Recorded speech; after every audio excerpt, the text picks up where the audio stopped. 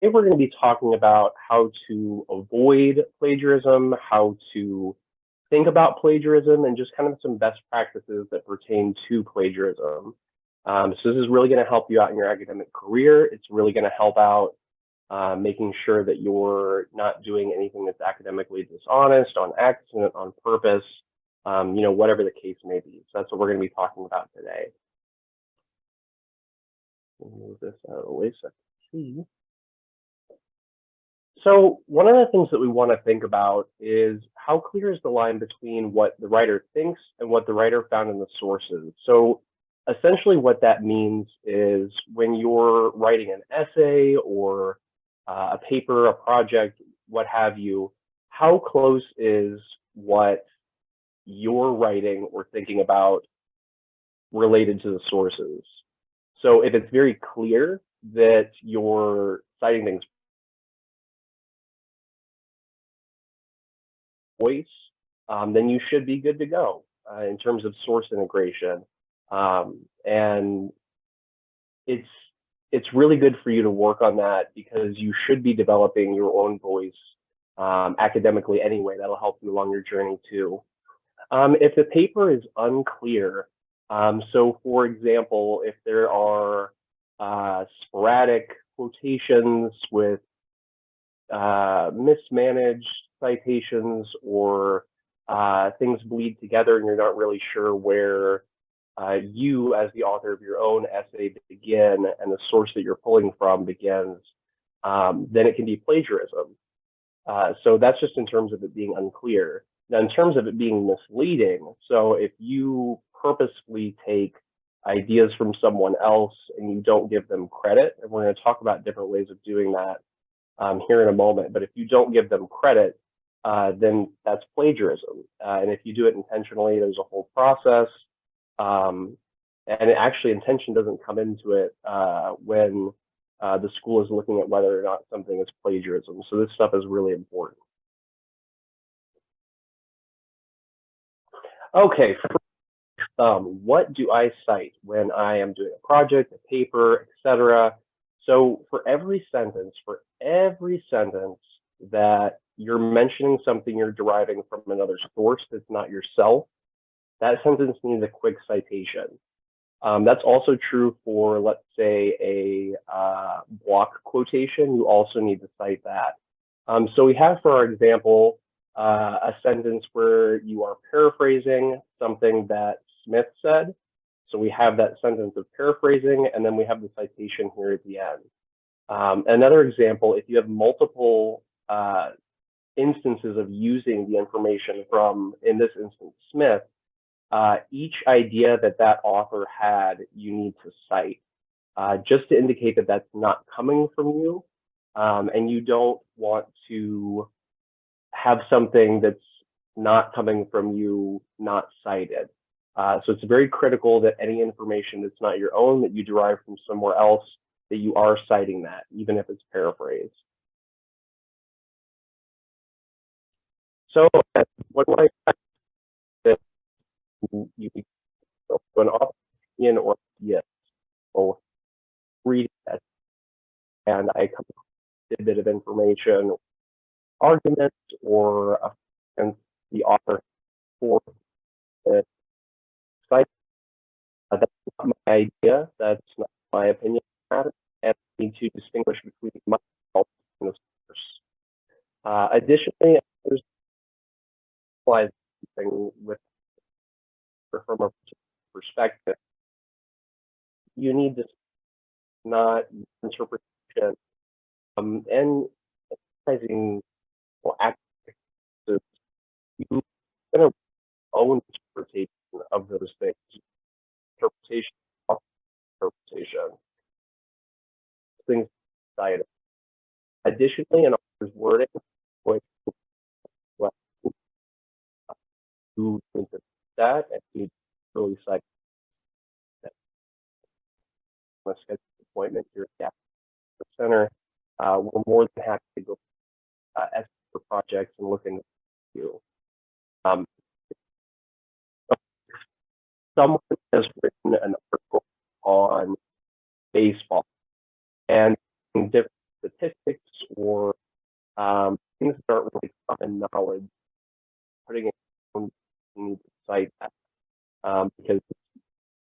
So, so that's excited. Also, it pulled a chart graph from, I guess, a paper, a any, and then we'll back to, Hey, Jake, I want to pause you for a really fast minute. of course. Can you hear me okay? So I think your mic might be cutting out a little bit.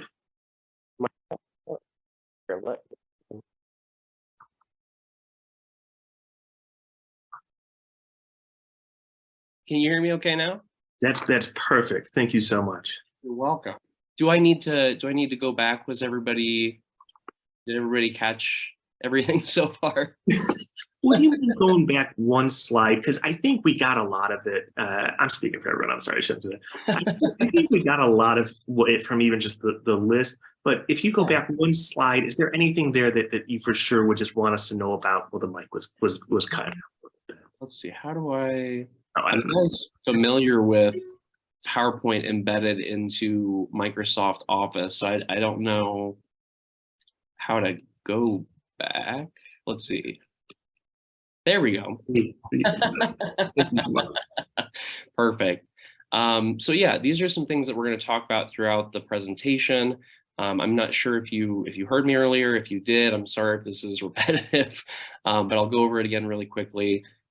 So an author's opinion or ideas, anything that's not coming from yourself, so their opinion or ideas on a particular matter, you need to cite that, whether it's a quotation or paraphrasing.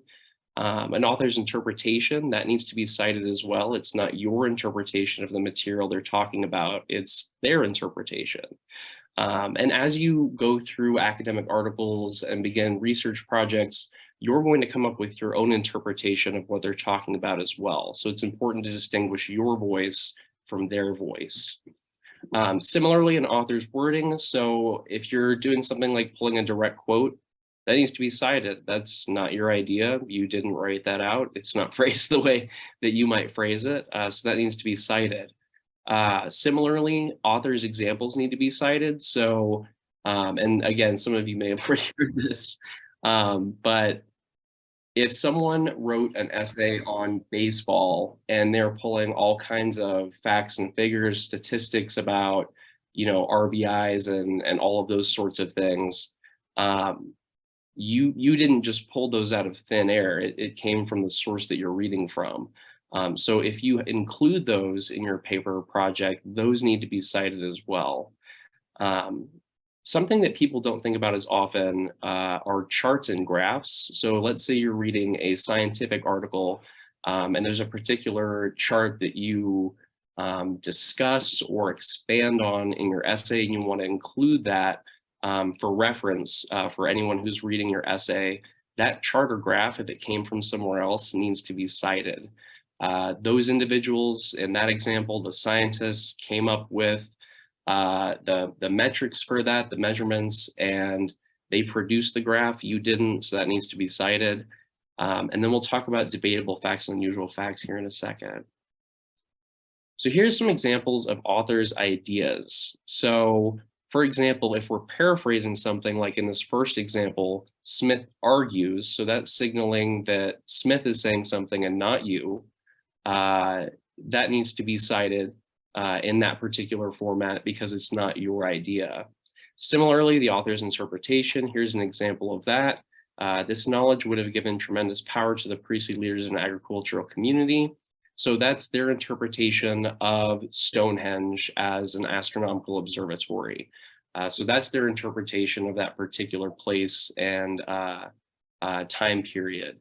So that's not coming from you. Again, that needs to be cited. Same thing, an author's wording. So oftentimes in this example, we have a film review and we are describing what this individual has written about the film, and we want to include something that is very specific to what they said that really gets a point across. So in this instance, the author of that particular review said unapologetically violent. So we have that in quotation marks, signaling that that came from the author and not you. And then we have it cited at the end. And then again, as I talked about, if you're using an author's examples, those need to be cited as well. So here we have the Bach wrote a cantata every week. We didn't pull that out of thin air. That's not common knowledge. So we're citing this individual Begley. Similarly, Einstein drafting 300 papers. We didn't pull that out of thin air. So we need to cite where we got that information from. Going back to the charts and graphs. So if you personally make the graph, gather the data, made the chart yourself, let's say you're doing some kind of a study for a course, maybe a science course or a mathematics course, and you come up with a graph and you gather the data, you construct it, then you don't need to cite it because that's your own creation. Debatable facts, it's something that I said we would come back to. You really want to cite, so in this example, we have two different numbers that pertain to the same event. One author is saying that the deaths in Russia in 1950 ranged from 2 million, and another author said 2.5 million. So again, those facts and figures didn't just come out of nowhere, and we have two different individuals with two different perspectives, two different interpretations, perhaps two different data sets. And so we're including both of those to kind of give that perspective on the estimates of those numbers of deaths. And then similarly, unusual facts. So we're going to talk here in a little bit about common knowledge. But if you have something that's unusual, that's not common knowledge, that's going to need to be cited. So in this particular example, we have paraphrasing where we're talking about a particular time period, and we have a particular percentage of incoming engineering undergraduates. So this came from these particular individuals. We have the page number cited as well. And this will make a lot more sense as we talk about common knowledge and why you need to cite unusual facts. So what is common knowledge? So general common knowledge might be a date like the 4th of July, something that's easily verified. So, the sky is blue. That's, common knowledge. You don't need to cite that. Something that's widely known and undisputed. Gravity exists. You don't need to cite Newton or anybody else. And then we get into field-specific common knowledge. So if you're, in this example, a psychology major or you're studying psychology, Freud developed a theory for interpreting dreams. Lots of individuals in that field know that. So it's something that is common to their knowledge set. Similarly, generally agreed upon facts within a particular field, theories and methods, if they are things that are talked about frequently and don't really relate back to one single individual, that's also common knowledge. And that goes to that next point too, that it's not dependent on one source. So if you have a particular theory and it is postulated by multiple people, and it has been for, let's say, decades or hundreds of years, it's not dependent on one source, and that becomes field-specific common knowledge. So again, we have the two different kinds of common knowledge. The first one, everybody kind of knows it. And then the field-specific common knowledge, everybody kind of knows it in that field, or if you're working in that field.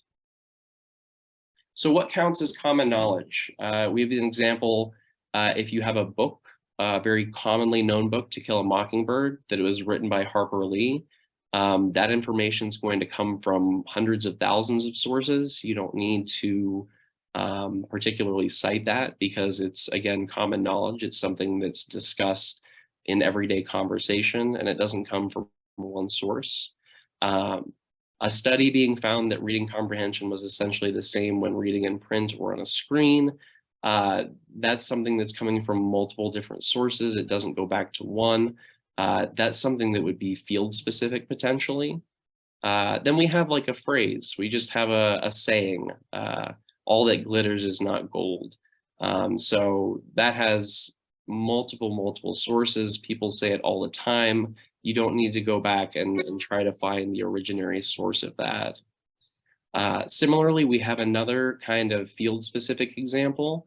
So Erickson's theories look at identity through a lifetime. So if you're focusing on, again, let's say psychology or sociology, this would be field-specific. So it's something that, you know, everyone in your field knows. It's coming from multiple different sources. It's not dependent upon one. That would be considered common knowledge. And then another field-specific example would be that the Louisiana Purchase here happened in 1803. So presumably everyone in the historical field studying, let's say American history, they know that date. We know how many square miles of land it was, and we know how much it cost. And those are facts and figures that are coming from multiple sources. It's undisputed. We know the exact facts and figures. So that would be another example of common knowledge.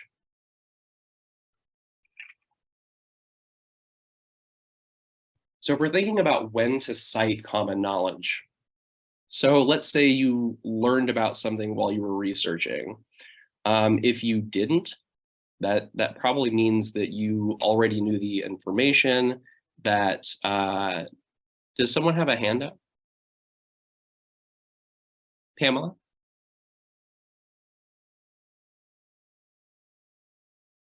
No, is that on accident?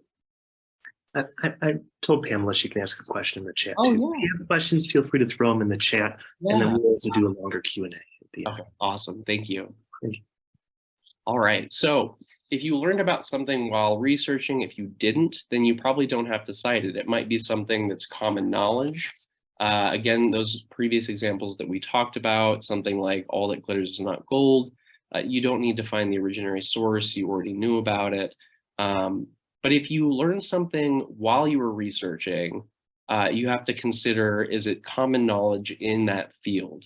If you're absolutely positive it is, let's say if we're talking about a particular form of matter that is backed up by multiple sources, it's undisputed, and it's common knowledge, it's well known in that field, and it's coming from multiple sources, then you probably don't have to cite it. However, if you're unsure or the answer is no, you learned something while you're researching, you don't think it's common knowledge in your field, or it isn't, then that's something that needs to be cited. So rule of thumb, if it's common knowledge in the field, or if you don't know, you need to cite it. Again, the when in doubt, ask or cite. You're not going to get in trouble for citing something that is common knowledge in that field if you find it in a particular resource. It's, when in doubt, definitely cite that information. Additionally, don't copy and paste. What I've found is that copying and pasting can lead to all sorts of issues with plagiarism. It's easier to paraphrase in a way that is too similar to the author, for example. Or if you're pulling from, let's say, a source that had a piece of common knowledge, don't just copy and paste their phrasing or the way that they constructed it. It needs to be in your own words. And then for our purposes, anything and everything on the internet we can consider as being a document. It's something that someone created, something that someone owns, and that needs to be sourced. It needs to be cited. So we have this fun little cartoon. This is, very memeable, lots of memes about this. So an individual says they made this, they take it, and then, oh, I made this. So it's that idea of taking someone's information, their writing, their research, and saying that you did it if you're not properly citing. So here are a few examples of plagiarism, different forms of plagiarism, just to kind of give you a picture of, what to look out for, what to consider when you're asking yourself the question, is this plagiarism? So, we have direct plagiarism. It's copied and pasted. You just took it from a classmate, from a source, from the internet, and you don't cite it. That's just regular old plagiarism. Patchwork plagiarism is an interesting one. So that would be copying material from multiple different authors and then rearranging it with citations. So let's say that you paraphrase something that sounds very similar to something that author A said, a tidbit of information, maybe a date or year, and then you take from another author something related to that and paraphrase in a way that's very similar to what they said. You're essentially taking information from both of those individuals, you're using it to paraphrase in a manner that is essentially direct plagiarism with extra steps. So you're rearranging different authors to get what you want to say by taking what they said directly. An insufficient citation of quotes. So that would be incorporating a writer's words or phrases within a larger paraphrase. So that would be if you're paraphrasing something and direct words that appear together appear in your paraphrase without quotation marks or citation. That's problematic. That's plagiarism. That's one of the reasons that you might not want to copy and paste a lot of things for quotations, because you might be more tempted to approach that block of text, and as you're paraphrasing over it, you might leave something in there. And without quotation marks or citation, that's plagiarism. Again, another one, paraphrasing without citing. If you just don't cite the source and it's not your information, you didn't come up with it, you didn't write it, that's plagiarism. An insufficient citation. So that would be changing the words of the original place, the original resource that you're using, and then using those authors' ideas in an attempt to acknowledge the material sources, but not citing it correctly. So we're underciting in this example. Plagiarism with graphs, we talked about that a little bit. So if you copy and paste a graph into your essay, that needs to be cited. You didn't come up with it. It wasn't constructed by you. You didn't do the original research. And so that needs to be cited. Again, if it's something that you constructed yourself, you went out and collected the data, you constructed the graph or chart, you came up with a diagram for a figure or took a picture, you don't need to cite that. Those things are originary and came from you. And then misrepresentation of common knowledge. So that would be something that you think might be common knowledge, so you don't cite it, when in fact it might not be common knowledge. So that goes back to that kind of tree we were looking at, where if you're uncertain something is common knowledge either in general or in your field, go ahead and cite it. You're not going to get in trouble for citing it. It's always better to back up and cover your bases. So when in doubt, go ahead and cite. So now we're going to talk about paraphrasing. This is critical. Give me just one second. This is critical because we want to be able to integrate resources from our research into our own original research. And you don't want your essay to be riddled with quotations. It doesn't leave you any room for your own thoughts or approaches to what's going on in the project or the paper, or whatever research you're carrying out. We want to figure out how to integrate that in and assess whether and be able to put the author's words into your own, to not only show that you are giving credit by citing it, but also to give your own interpretation. So you always want to be able to do that. So this is a little PowerPoint that comes from the University of Hawaii at Maui. And so it's understanding plagiarism with some help from Dr. Seuss. So we have a few different examples. from Green Eggs and Ham, which was written in 1960. The citation styles within these slides are going to be APA format. And then let's pretend for these examples that you're going to write a paper about individuals' perceptions or experiences or being withdrawn toward unfamiliar food. And one of the sources that you're using is the book Green Eggs and Ham by Dr. Seuss or Theodore Seuss Geisel. So the example is, many people do not like green eggs and ham. So is this plagiarism? So it sounds fairly similar to my recollection of the text, the general thrust of the text, but it's problematic because the phrase is taken directly from the author's work, directly from Dr. Seuss. Nothing changed. Doesn't have quotation marks. It's not cited. So that would be an example of plagiarism.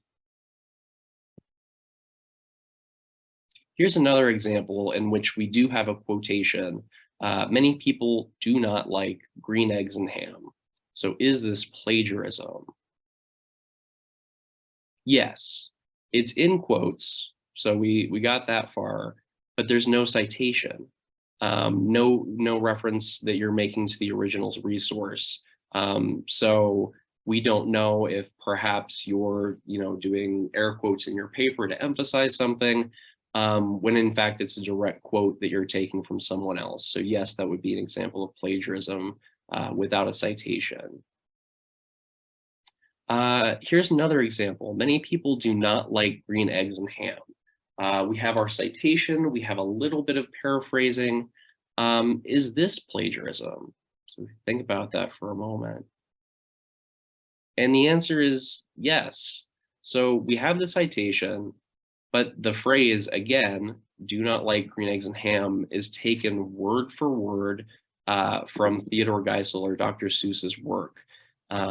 It should be in quotation marks, but it's not. So if someone is reading your work, they're going to think that you came up with that particular construction in the sentence, when in fact you took it from somewhere else. So again, it implies they're your words, which they're not. So yes, that would be plagiarism. Here's another example. Many people have a strong distaste for forest-colored fowl embryos and cured domesticated pig products. So that is a mouthful. We have a citation. It is missing some of the phrasing from some of the earlier examples. Would this be plagiarism? So again, yes, it's not adequate paraphrasing. So the sentence structure, even though it has all these highfalutin words, are too similar to the original quotation. And in this instance, it's problematic even more so because you can't put this in quotation marks because it's not the exact words of Dr. Seuss. So this would be an instance of plagiarism. And finally, when something is unfamiliar or foreign to us, we tend not to judge it fairly. So we have our citation. This sounds completely different from what we've encountered thus far. And it seems to be more summative. So it seems to be more of a summation of a point that they're making, as opposed to the literality or the literalness that we had earlier of green eggs and ham.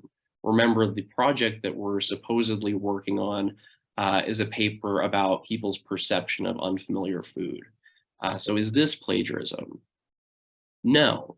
So finally, we have adequate paraphrasing that demonstratively shows Geisel's message. It's clear, it's easily understood. You're not borrowing language from Geisel or Dr. Seuss.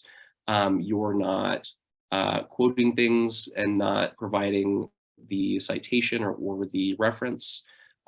This is encapsulating and kind of distilling or pulling out the main idea of what Dr. Seuss is going for, and it's our interpretation of that. So it's coming from us and not from it's not quoted.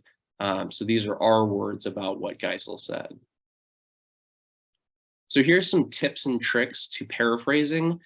Don't substitute synonyms. Don't just, in that one example, we had lots of ivory tower or highfalutin words that just kind of got swapped out with the simpler language. That's not really changing anything. You're using the author's framework still. It's just you're substituting synonyms. That's still going to be plagiarism. Don't just rearrange the author's words.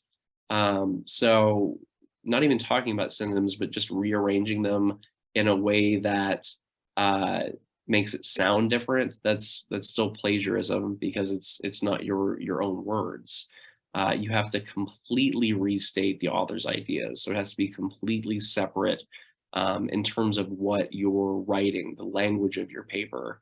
The restatement needs to be from you and not just something that comes out of the author. Another tip is to not look at the text you're paraphrasing. It's really tempting to borrow too much from the resource that you're using. And this is also true of what I mentioned earlier about copying and pasting. It's really easy to, when you're looking at that and trying to narrow it down, to kind of give in and use the author's language or things of that nature without properly citing or quoting, and that's problematic. Something to do, so here's a do, use signal statements. So as so-and-so argues or says or demonstrates, suggests, it's signaling to the reader that this is the perspective of that author, but it's not what the author said. So another example would be according to. You're pointing out that this information is not coming from you, it's coming from someone else, and it's not a direct quotation. If you get stuck or you think that what you've written is too close, one idea would be to start somewhere else in the sentence. So for example, start with the last big idea in the sentence instead of the first. So when you're paraphrasing, you could emphasize the ending of what they were talking about and then kind of reverse what's happening in that sentence. So take the beginning and the end and swap them and put it into your own words. That's a good way of kind of distancing yourself from the construction of the author too. Something that I want to emphasize, especially since I think it went live in November or December, there are all sorts of AI bots, including ChatGPT, that will paraphrase things for you. So there's an input interface, you type something in, you put in a block quote, and then it paraphrases it for you. There have been tools that have been developed and are still being developed to catch these sorts of things. And it falls under not necessarily plagiarism, but under academic dishonesty. So you're not doing the work essentially. So please avoid those AI bots or interpreter things or anything to that effect.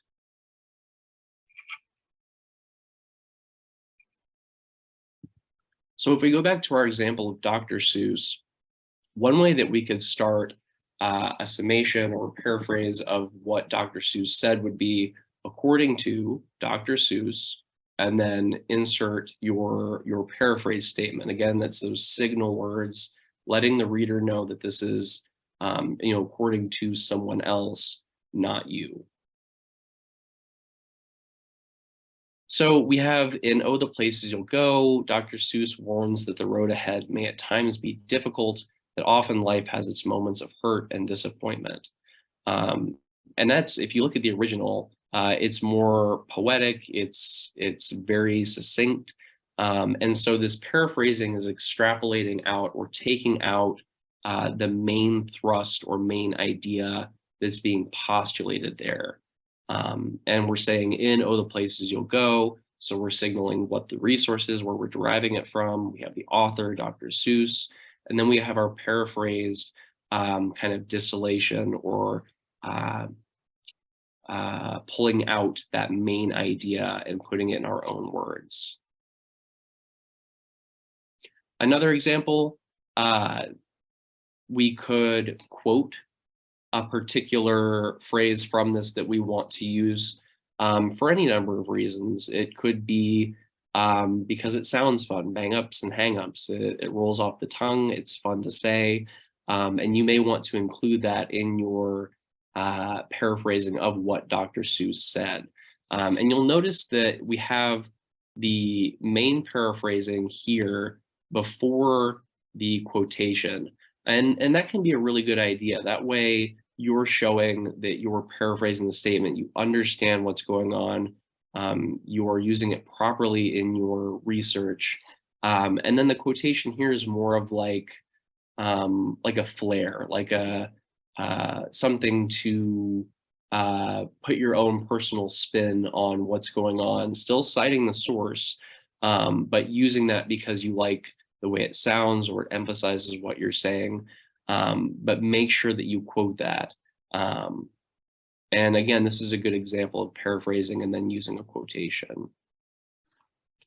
Another good example, we have the original phrase, for most of the last 500 years, imitation was the sincerest form of architectural flattery, Smith said.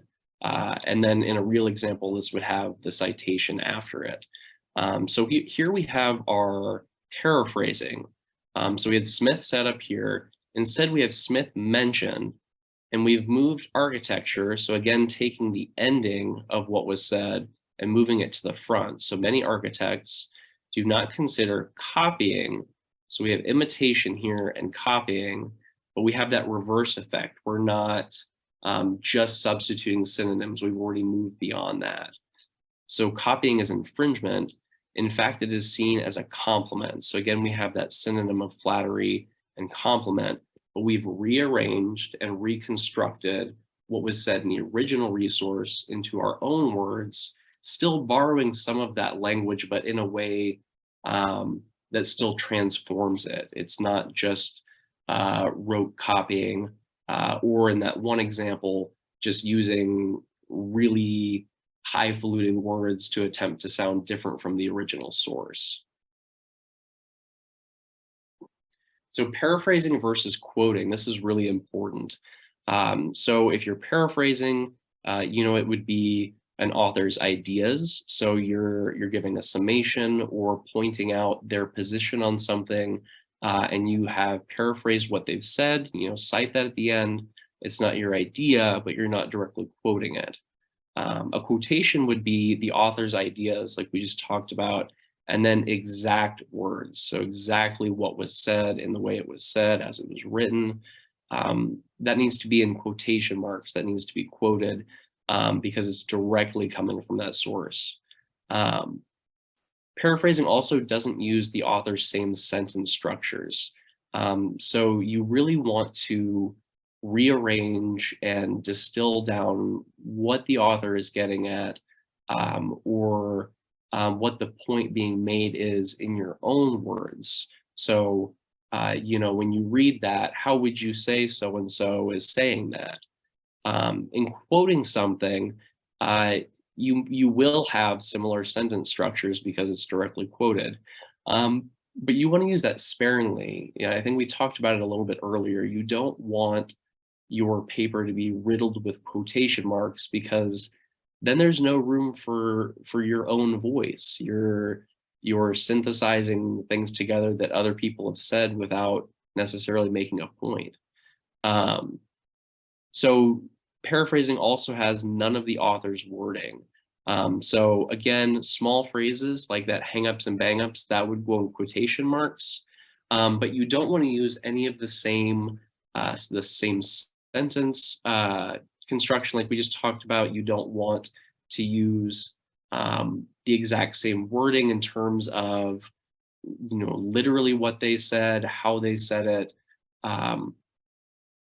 And also, Take a drink really quick.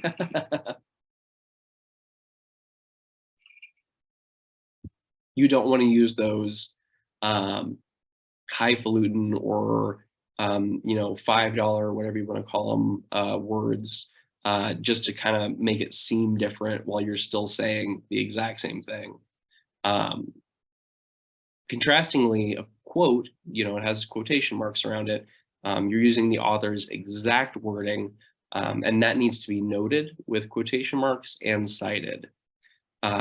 Paraphrasing, contrastingly, has no quotation marks.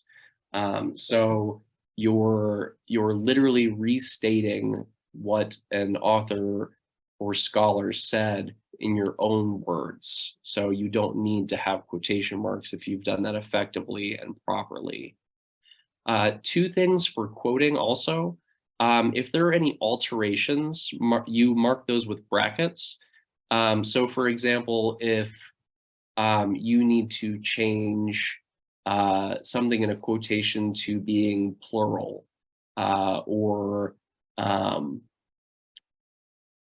it's not clear, in the essay it says this one person, but earlier they said the person's name.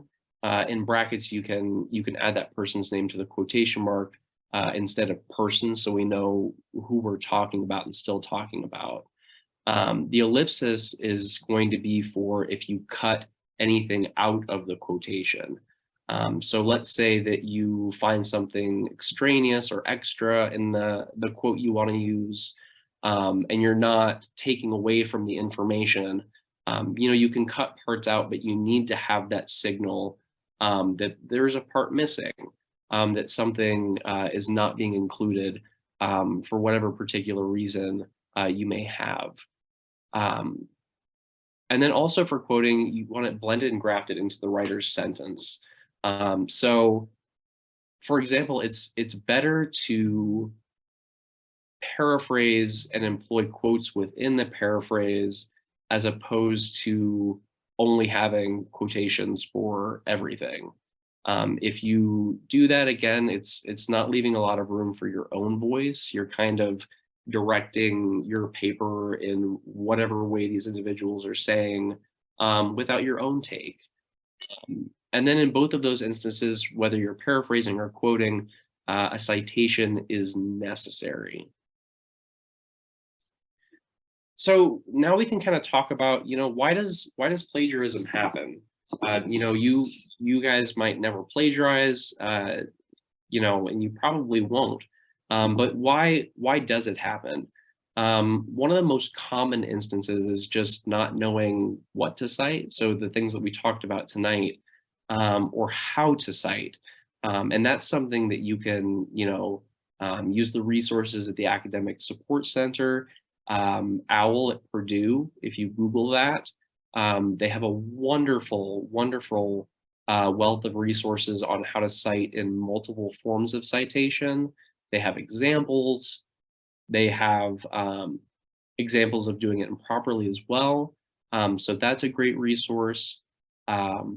Try to stay away from auto-generated citations. If you don't go back through and check them, there's no guarantee that the auto-generated citation is, one, accurate, two, constructed properly, if it actually aligns with the citation style. So it's not something that you want to use. If you do use it, as, let's say, a starting point, I would go back to something like OWL at Purdue or the handbook, let's say for APA, and kind of verify and make sure that that construction is accurate and correct. Another reason that people plagiarize is just running out of time. You're frantically typing, you're pulling in all kinds of information, and everything kind of bleeds together, and that can lead to instances of plagiarism. And then also having disorganized notes, and I'll talk about that here in a second. So running out of time, it's one of the things that we talked about why people might plagiarize. It's good to start earlier than you might think on projects that you have assigned to you or papers that you have assigned to you in your individual classes. You know, in the first 2 weeks, let's say, of either the beginning of the class, if it's, you know that you have an assignment coming up, or after a professor has announced, let's say, a new assignment.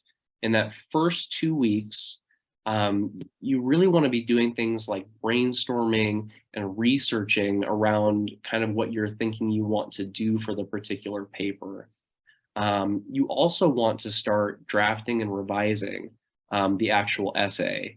And one suggestion that I have is that you don't necessarily have to write the essay in order if you know what parts you want to work on. So one thing that I do when I'm working on an essay is I create an outline, and I might write a paragraph or a note to myself in that outline, and it may be out of order.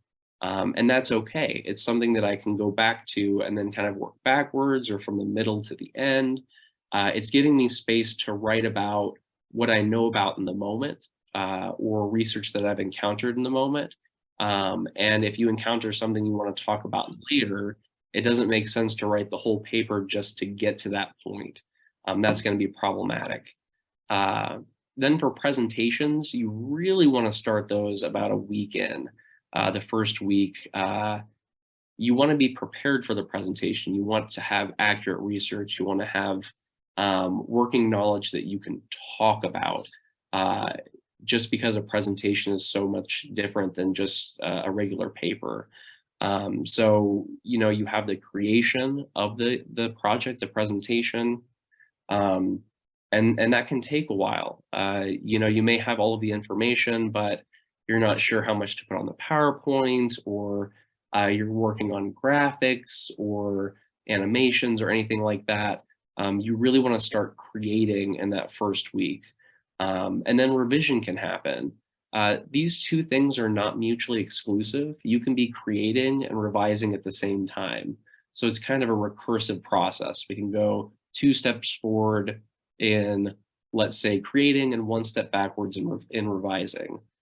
So they're all kind of interconnected. The revision process and creation process can happen at the same time. And then obviously you want to rehearse. And that's going to take time to get down your presentation the way that you want it to be.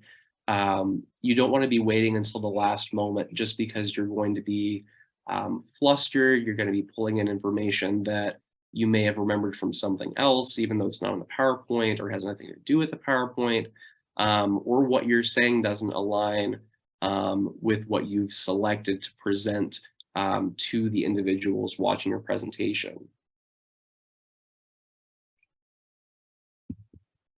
Just like with the paper, you can rehearse in parts. So let's say you have the 3rd section of your presentation ready, it's good to go.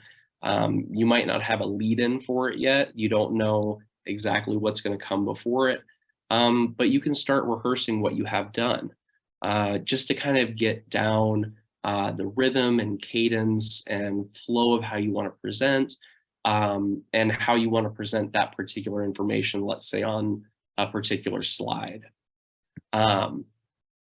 In general, you know, if you're running out of time, what you probably should have done and should do in the beginning is, if you're uncertain about an assignment, let's say the instructions are unclear to you, you're not sure if there's a page minimum or maximum or number of resources required, or it just doesn't make sense. You know, reach out to your professor. They're there to help you. They came up with the assignment. They'll be able to walk you through it. And this is especially true in group work. If you have 5 different individuals with 5 different interpretations of what the project's supposed to be, and then they all come together and put their information together or make a presentation, it might be all over the place. And that's something that you really don't want to do, especially if you ran out of time and couldn't, for example, in a presentation, couldn't practice together. It's going to be very choppy. It's going to have problems. There's going to be, it's just not really going to work out. And then if you have trouble with the research process, like I said, I'm also a librarian here at Phillips. So you can schedule a meeting with us either over Zoom or in person. And then there's also the chat feature. So when you're on the Phillips Library homepage, there's a little, you've probably noticed it, a little tag that's popping out that says something like, ask a question or do you have a question? And if you click on it, a little chat box appears. And that doesn't go to a robot or AI like we were talking about earlier. It comes to individuals like me, and we respond to those questions. They're real responses. We'll help you to the best of our abilities. We'll walk you through different ways of researching things, finding resources, what resources we have at the library. And, you know, we're covered by your tuition. We're a resource. We're here to help you. Take advantage of that. And then again, it's if you want to make an actual appointment, you would go to the library website, select help, there would be the appointments, and then you would select a consultation with a librarian. Having unorganized notes. So this is something I mentioned earlier. When you're taking notes, so like, for example, for me, when I have that outline like in a paper, you want to clearly label what information is coming from what source, and then what your own interpretations separate from that are. So one way that I do that is highlight in my outline in, you know, whatever particular color I've decided are direct quotations that I'm going to paraphrase later. I might highlight that yellow. So when I'm scrolling through the outline, I know, okay, that is information from a source. And then let's say for my own interpretation, I use blue. So I could highlight as blue. I know that that's my interpretation. So again, the me, it's my interpretation. And the author title is necessary in the citation. You need the author's name, the title of the work. In APA, the title of the work would appear in the references section at the end, but it can be mentioned in the text as well. You just want to make sure that you have the author's name, page number, year, those sorts of things.